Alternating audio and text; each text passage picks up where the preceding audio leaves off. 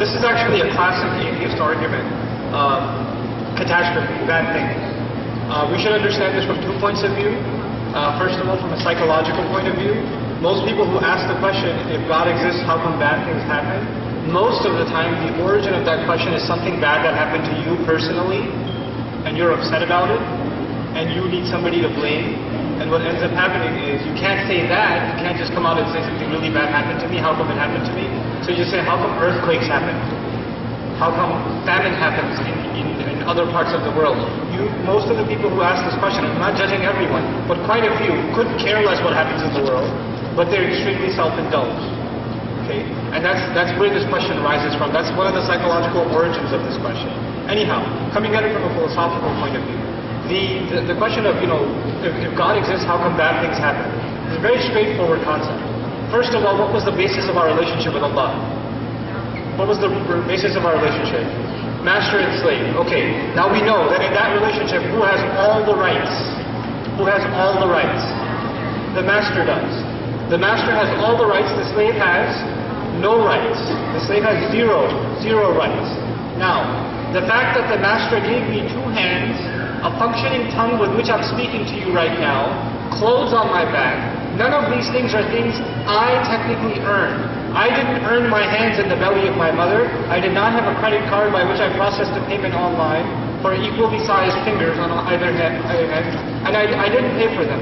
These are gifts from the master. Agreed? Right? Okay, I'll speak a little louder.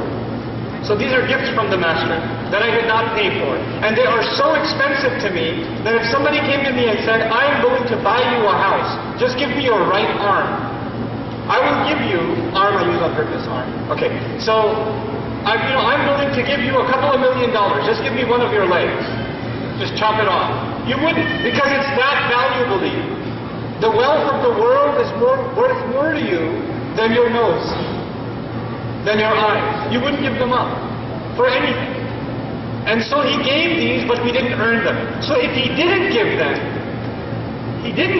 I can't complain. Why not? Even if he didn't give them to me, I have no right to complain. Why is that? Because it's his choice, because he is the master. He's not my boss where I can say, hey, I put in my work, where's my paycheck? That's not this relationship. People who ask that question haven't understood that relationship. They haven't understood who Allah is. He is the master. So now I'll give you the correct attitude towards this question. Every single calamity Allah sends on this earth, Allah talks about it and says, ظهر الفساد في البر والبحر بما كسبت أيدي الناس ليذيقهم بعض الذي عملوا. Corruption came on the sky, manifested in the ocean and in the land because of what people earned with their own hands.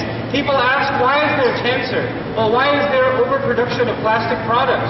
Who does that? People ask, why are there sexually transmitted diseases? And we ask, how come there's so much promiscuity? People ask, how come there's so much murder and this, or famine? Why is there famine and drought in some parts of the world? And we ask, how come there are countries in this world, including our own, that has enough produce, farm produce, in excess here, that is burnt every year, that could feed the entire planet over? So before you say, why is there famine, and question God, God gave every single ability we have in our disposal to deal with the problems that face us. We bring about those problems ourselves. And Allah says, I only let you face those problems so you can get some taste of the evil that you're doing. Some taste of it. When do you get the full taste of it? Judgment Day. Right now, whatever catastrophes happen, it's a small taste of it. And even these catastrophes, we don't call them punishment in Islam. You know that? We do not call them punishments. We call them tests. We call them tests. And the purpose of a test is to give you a grade. And after you get your grade, you pass and fail. This world is not about passing or failing. This world is about being tested. The next world is about succeeding and failing. That's what the next world is about. That's in brief the response to that question. It lies in our understanding of who the master is, first and foremost. About in details about different relationships, but just to kind of break it down and make it easy for everyone, Surah Al-Fatiha, I already said this answer once before, but just to go over it again, Surah Al-Fatiha, Allah subhanahu wa ta'ala begins by saying Bismillahir Rahmanir Rahim. He elaborates that He is the most merciful, the most compassionate, and then He says Alhamdulillahi Rabbil Alameen. He says, all praise and thanks be to Allah, the Lord of everything, Lord of all the worlds. And then He says again after that, the second time in 3 verses, Ar-Rahman Ar-Rahim. And so he's emphasizing or elaborating the point that Allah is the most merciful, the most compassionate. He's the nicest existence that ever exists, right? Allah subhanahu wa ta'ala is the most merciful thing that ever existed, correct? And so the question begs to be asked, well, why then, if Allah is so merciful and so compassionate, why do bad things happen?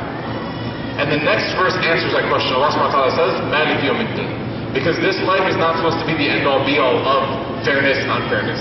This life is not supposed to be the end-all of everything. There are some people in this life who might have millions of dollars, but they have their legs, they're paralyzed from the legs down, they can't walk. So they have tons of money, but they can't use it. There might be people in this life who have amazing athletic or physical capabilities, but they have absolutely no money, or they're very sick, or their mother is sick, or their brother is sick, or something. So each and every one of us has different tests, like Noman said, but it's really how we deal with those tests in this life that is going to give us our grade in the next life. The next life, as Allah subhanahu wa ta'ala says in Surah Al-Fatiha, is where everything is going to be even. Everything will be fair. This life is not meant to be fair. Right? And I know it sounds harsh saying that, but this life is not meant to be fair. Whoever said this life is supposed to be fair, right?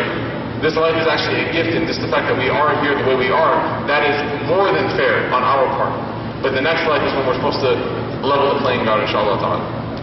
Modern debaters, as far as religion goes, and many of the debaters now, or the atheist debaters, they base their religion based on what they've seen, which is usually, they've been exposed to Christianity at best. So,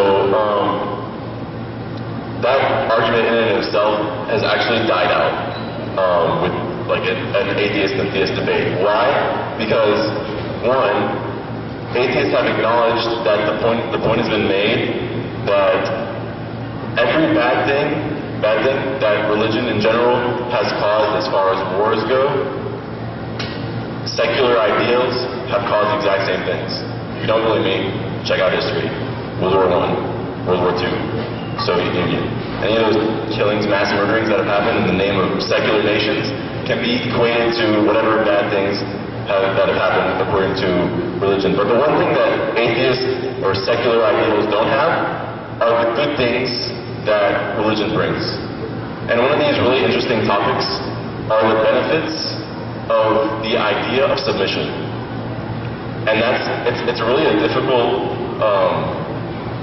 idea to convince somebody of, but I think we've discussed it here enough. As far as the master-slave thing, that's something they usually don't get in their head.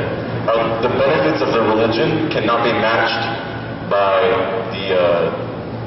any benefits that, well, no benefits, to that lifestyle. Whereas where they may say whatever negatives that come with religion, those can be matched by secular.